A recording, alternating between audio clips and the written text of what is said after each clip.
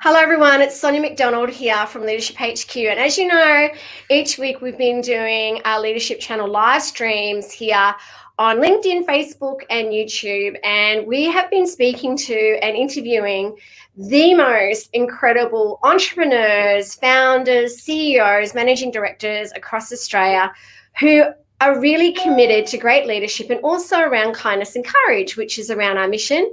And we wanted to share lots of positive and great news stories and also interview great people from what they're doing during this time to inspire us and help us, be more kind and more courageous. So Genevieve, you're the CEO and founder of Day Management, which I friggin' love the name. Thank you. Now, it's Are You Okay Day today. So are you okay? I must ask you that because I'm super passionate about that. It's such an important question. And yes, I am okay. And I think it's awesome to start that conversation with colleagues and, mentors and everyone in the industry, especially at this time. How are you going, Sonia? Are you okay? Thank you for asking. I'm doing really well today. We got some very exciting news this week around being able to certify leaders. So we're about to make a big announcement. So we are going to be doing a big launch around that we're now set. But if you'd asked me a few weeks ago, I was not okay. I had to reschedule our leadership awards for the 4th time due to COVID. So let's just say I was the opposite of okay. I was going this, so I had to call out to my tribe and my network and say, can I get some help here? Because you know what? We have our ups and downs. Like, we're human beings. We all have our ups and downs. Absolutely. And I think it's been such an amazing time for people. And I've just lost you. Genevieve, are you there? I've just lost Genevieve. Sorry, I just lost you. Are you there? I can hear and see you beautifully. I don't know what happened there. I'm so sorry. You just cut out. That's okay. Let me know if this is all good. You're a little bit fuzzy now, so I don't know why, because you were like perfect before. Yeah, before we went live, it was all good. So I don't know why you are a little bit fuzzy, but we'll continue just in case it clears up a little bit. Make sure, if you can, just close off anything, any kind of mail or any other tabs you might have open. It's just you. I've just got you. Okay, that's all right. You're just a little bit fuzzy, so we can't see your amazing face. So okay.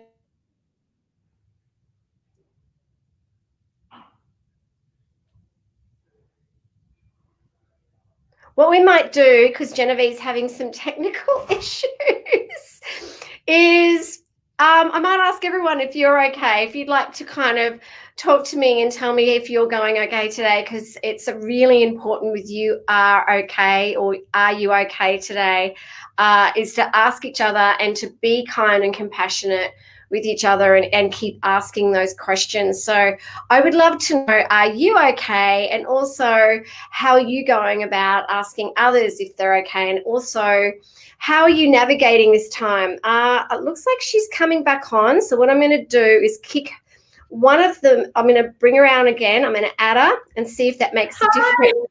Hi. Now, I've been having this conversation with myself and asking everyone if they're okay. So this is okay. We've got you back on. So amazing. Of course, only when we're live does this happen. It couldn't have happened before in our test run. Because you were perfect before. So tell me about your story. Tell me about your amazing story, how you got to where you are today. Absolutely. So I was working in public relations for a really long time, and I was loving the industry. It was, such a big part of my identity, and I thought I'd spend my entire life in PR. And then, of course, everything changed. And I saw a big gap in the market around 2015 where influencers were born and people were marketing things on social media, but these amazing creatives had no idea of their value or their worth really to the brands. So I kind of had this light bulb moment and saw a gap in the market and launched Day Management. And since then, we've now, broadened what we do, and we work with podcasters and media personalities and a whole range of creatives. And we work to partner them with leading brands and kind of cultivate this amazing career for them that turns their passion into their profession. I love that. I've been doing quite a bit of research on what you do. And I have to say, I love the branding. Thank you. I love who you're representing. I love what you're doing. It's really exciting to see. And you're also part of the AFR fastest growing. Were you part of the... Yes, the 2020 list, which is kind of crazy because it's based on the 2019 financial year. So you almost forget about it. And then they message you and saying, hey, you've made it on the Fast 100 list. So that was a pretty huge moment. That is really huge. I'm so proud of you that is such a great, that takes a lot of courage to do what you're doing as well. Thank you. How have you found this time? I mean, how are you guys navigating this time at the moment? Yeah, I mean, it's been, I think, a lot easier now that we all kind of know what we're in for. In the beginning, back in March, it was all this uncertainty and a brand's going to survive and how a business is going to cope during these unprecedented times, as everyone loves to say. But we've really found strength in connectivity. So we've found that the work that we do is connecting to consumers and really trying to add value to their lives when they're in lockdown. So whether that's been a really amazing podcast, type of content, or Instagram TVs or Reels or TikToks, it's trying to, connect to people and really build out that authentic relationship. So we've really found a lot of strength during a time that we weren't sure how it was going to go. Yeah, I think it is about finding that inner strength and inner courage to keep moving forward and keep staying on purpose as well. I mean, your purpose is obviously to help, those influencers and those people that have those podcast things shine. So it's great to see that you're still doing that. Yeah, and I think we've celebrated some really great milestones during this time. Like one of our amazing influencers, Sarah Davidson, her book just launched on September 1st. So it's called Seize the A, and we couldn't do a physical book launch, which feels really bizarre, but we're, seeing people in other ends of the country walking into bookstores and seeing her book with her face on the front of it. And that was so cool because we've been working on that for a year and a half. So we've still been able to kind of celebrate these milestones, and they look a little bit different than what we thought they would, but it's still been incredibly rewarding all the same. I'll have to check that out. So has she got that in bookstores, or can you grab that online? All good bookstores, the Kmarts, Booktopia, it's everywhere. That is so cool. Okay, I'm going to go and definitely check that out. So leadership, obviously, it's called the Leadership Channel, and so I must ask you, in terms of leadership, I mean, what does leadership mean to you, and how has leadership kind of been in the forefront of 2020 for you in particular? Yeah, definitely. I mean, I think all good leaders acknowledge how great their teams are, and none of us could be here and doing what we're doing or making those AFR lists without an incredible team. And I think I'm the first to acknowledge that brings me so much joy, having a really great team behind me and working alongside me. I think that leading with empathy now more than ever is so important. And really just realizing that there's so much going on beyond what we do Monday to Friday, and understanding that there's so much people are dealing with in life beyond just, the workload. And so I think really trying to lead from a place of empathy of how are they doing and how are they coping with what's happening in life and beyond empowers them then to do better within the work hours as well, and kind of being a support system. Kind of encouraging to lift each other up. I think that's really the key to leadership. It is. I think empathy is absolutely key. I think during this time, people have seen the importance of empathy and kindness and compassion, don't you think? Absolutely. And I think it's just perspective when sometimes it's so easy to get trapped and thinking that what we're doing is so important and the deadlines and everything. It's everything to the brands are working with, and taking that step back and realizing there's a global pandemic going on. We're not the ones curing cancer or, doing anything that important. What we do is a lot of fun, and kind of having that perspective and that empathy really helps us look at people as people and not just cogs in the machine. I agree. I think that the companies that are really standing out during this time are the ones that are putting people first. I've really noticed that. I mean, how about you? What have you noticed in the industry? Yeah, I think I absolutely agree with that. And I think it's seeing people that go above and beyond to have that social element. So making sure that we're catching up for trivia nights or Zoom drinks together, and, having those check-in water cooler chats about The Bachelor, that's the conversation we'll be having in the office. So I want to make sure we're still having that social side. It's not just all about work, because that is a bit draining. And I think personally, if I have enough going on in my personal life outside of work, it makes me a better leader and it makes me a better employee for day management. And I think everyone's a bit the same. So making sure we're having those conversations that aren't just about work, and seeing how people are and giving them that social, meeting that social need as well. It's so important. Yeah, I think social needs are, that's obviously in the hierarchy of needs. Social needs are so important because we're social beings. So is The Bachelor still on? Is The Bachelor on at the moment? It is, yeah. They've been doing it over Zoom as well. So who's The Bachelor at the moment? Oh, well, it's Lockie Gilbert from Survivor, of course. Oh my gosh,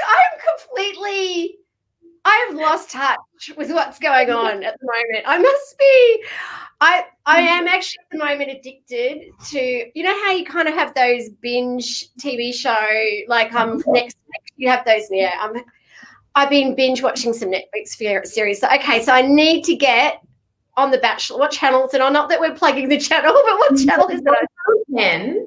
And it's funny because we always say it's relevant to the work we do. Like, we need to be aware of who's in market and what's happening in our industry. But really, we just all like a bit of light and fluffy entertainment. I don't mind The Bachelor, but it's still anyway, it's quite interesting to see. I find it interesting from a leadership perspective on how people behave. So, how. Absolutely. Isn't it funny? Because I'm like, do you realize that your employer can see this, the way you're acting and what you're saying on camera? That's where my mind goes anyway. I know. I just wish I could go on the show as a leadership coach, pretend I'm on the show because I'm wanting, but actually just observe and go, do you really think that's how you should be responding? Are you really leading by example by that statement? So they need you there. They need copies of your book in the Bachelor Mansion. Yeah, maybe I should reach out to them and say, guys, do you want a copy of Leadership Attitude? But so Tell me, what are your plans for day management? Where's your vision? Where are you wanting to take it? Oh, that's such a big question. And I think it changes every single week as well. Being kind of a big picture creative person, the image that I have for it changes all the time. I definitely think that growth is in our future, but I always try and grow while maintaining the core essence of who we are and that kind of core integrity. Making sure we don't just work with any influencer or any media personality in market, making sure their values really align to what we do. We want people that are, empowering. We want people that stand for positive, ethics and good things, and they're uplifting in market. I think it's, growing with the right people is our mission. And so I think we'll keep on moving forward with that, expanding our podcast arms and expanding our media personalities and influencers, and keep developing long-lasting relationships with the brands that we work with. So, and I love that. I love that it is around working with people that have that values alignment. That's been a massive learning for me working in business, and also having a great team of people around you as well, I think is key. But when you started day management, what was that like? Like, for anyone that's listening that's thinking about, I want to start my own business or company, what was it about? How did you do that? How did you have the courage to do that? I think so much of my courage came from naivety and youth, which looking back, I'm like, I was so ballsy to do what I did then. Because firstly, I started it in secret while I was still working at my other job. Yeah. Because I wasn't sure if it was going to be a thing, and no one really knew if influencers would be paid for their social media posts because it was 2015. So I kind of started and tested the waters a little bit. And then when I saw, okay, this is a really big trend happening, there's a massive industry demand for what I'm offering, I went full gusto into it. And it was just me for a really long time. And I think I didn't let go early enough because I wanted full control of everything and I wanted to do everything myself. And that it went from invoicing to, you know, full scope of campaigns. So for about a year, it was just me. And I was growing it and I was working crazy hours and I didn't have a life and I was so invested in what I was doing. And then I realized, okay, well, maybe if I let go, it'll actually grow even more. And I really embraced them, bringing on amazing team members and amazing people who have that same vision and that same passion for it. And then it kind of really grew from there as we grew our networks, and word of mouth was so important to us because it's all about trust. So people were trusting us with their careers. So once one person had a great experience, they told their friends and they came and signed on board. So it was a lot about building relationships and building trust. And then for me personally, letting go and letting other people into the day management vision. And since then, it's grown so astronomically. Because how many people do you have now working with you? I have 4. That's fantastic. Yeah, so we're still a baby team. Yeah, still a baby team, but 4 I think is a big from where we came from. Like we've only been in business for 5 years. And yeah, 4 wonderful, wonderful women. I need a man, I think, as well to kind of even it up, but I've got 4 amazing women at the moment. You need to read the book. I'm halfway through it. I'm loving it. It's called Small Giants. It's about small companies that are actually giants. Nick from Easy Agile, he was on a live leadership channel interview with me, and I'm about to ask you this. And he recommended this book because he said it's the small companies that can actually have the greatest difference. So yeah, so don't think of yourself as like, you know, I always say to people, even if you're one or a handful or 10, 50, 100 people, you can still be having a great impact in the world, you know, maybe even greater than some of the companies that might have thousands of people. You know, it's about, you can still be a giant and have ripple effect. So I mean, you can still be a giant and have that ripple effect. Does that make sense? Yeah. Absolutely. And I think that really echoes something I've read that Lisa Messenger of Collective Hub had said, that people would meet her and always say, how many staff do you have? Or how big is your company? Was one of the first questions. And she was at a point where she had hundreds of employees, but she wasn't making profit. And then she reduced everything and she had contractors and smaller amounts of employees, but doing much more effective work. And it's interesting because people do, you know, associate a huge company with success, but you can be that small giant. I kind of love that, you know, wording of it. You can make a difference and make a profit at the same time by having an efficient and smaller team. Oh, I absolutely agree. I mean, we've only got a small team, and at the moment, I'm okay with that. Okay, like, you know what, we're making a big difference. We're small, but we're making a great difference. And I think success for us is significant. So if we're being significant, that's really important. So what's been one of your favorite books? Ooh, I love Brené Brown, obviously very cliche, but Dare to Lead is fantastic. I love Lisa Messenger's books. When I first started 5 years ago, I read all of her kind of suite of books as well. But I do find that, yeah, turning to advice, it's so difficult sometimes because it's so individual what we're going through, yet universal. And I think for me, like in an industry that was so fresh and so new, I didn't really know what to turn to or what advice to apply to my business. So I found that quite challenging. I probably need to get a list of more books to be reading about it. But I also looked at things, like I'm always on LinkedIn looking at amazing articles that, people from Forbes are sharing. And I recently read this incredible checklist of the 10 leadership things you're probably doing wrong. And I was doing all 10 of them wrong. And I was like, yep, you got me.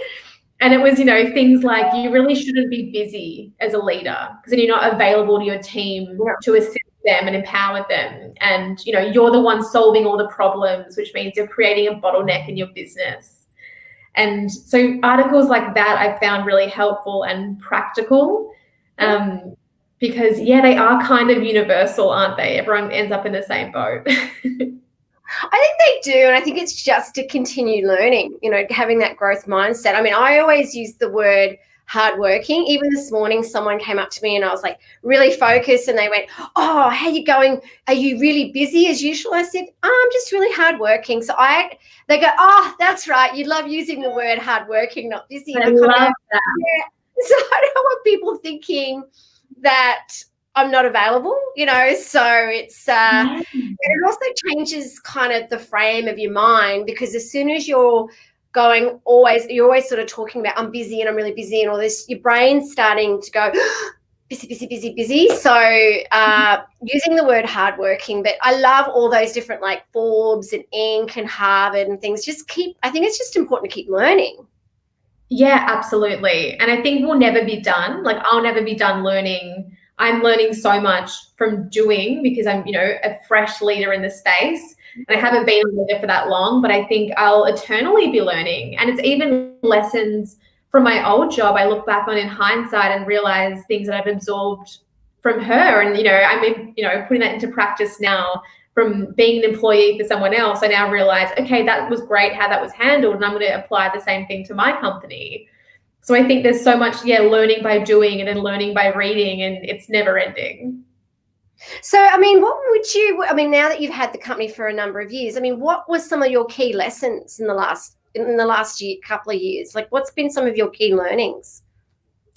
I think definitely going back to what you were saying about being busy, I think removing myself from being so much in the trenches, because I was always in the trenches with them doing all the work alongside them, that I almost needed to step out of that arena to let them solve the problems, or they would use me as a resource as opposed to doing the hard work all the time.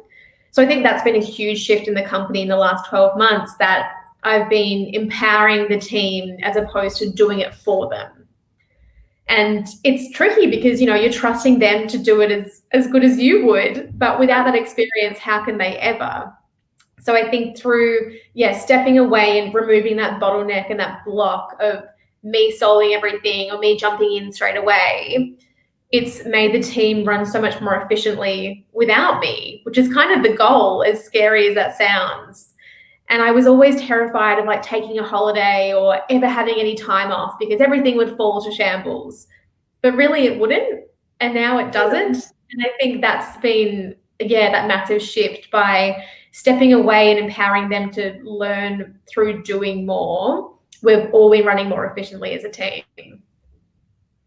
That's so good. Yeah, I found that stepping away from, and also, again, surrounding yourself with great people, but delegating to them, getting them to learn more as well by delegating to them. And so you can, stop with the vortex of working 7 days a week. I mean, sometimes it gets to Friday and people go, "Oh, it's Friday. You're glad it's Friday." I go, "What, Friday? Like, is there weekends? Do we have weekends?"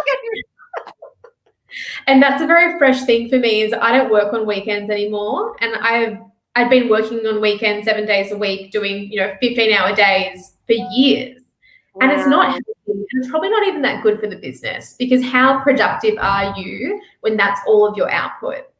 So I think even just realizing that stepping away is a benefit for me, for the team, and we ended up doing better than I'd ever imagined. So it really reinforces that you don't have to be doing everything yourself or be doing all those crazy hours.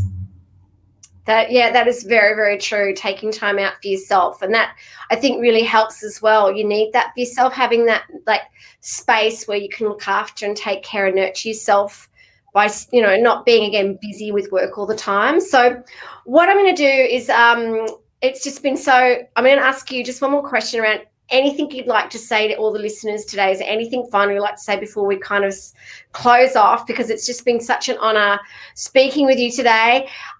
You must forgive me though that unfortunately it has been going in and out of fuzziness, and there was points where you were clear and then you go fuzzy, and I'm so sorry about that. I know everyone's been so commenting. We might have to do another live, and it could be just we'll something have to do it again. Yeah, we'll have to do it again. I'm so sorry. No, but everyone's been able to hear you, which is great, but I don't know why it's been fuzzy today. But is there anything in my face anyway? Oh no, you've got this beautiful face, and I was like, oh gosh. Is there anything like you would love to say to everyone that's listening today? Yeah, I think just remembering to appreciate and celebrate the wins. I think that as a business owner, that gets lost, and you kind of get lost in the churn or, what's next, and having those blinkers on and charging forward all the time, which can be, the key to burnout. I think that even you mentioning before about the AFR list, I'd forgotten about that. I was like, oh yeah, that was such a huge achievement for me, and I totally blanked that even had happened. So I think really remembering to celebrate the wins and taking time away, because that inevitably adds so much more back to your business, either in creativity or that big picture visualization. If you're in the nitty-gritty all the time, there's no way to kind of get that clarity from the macro.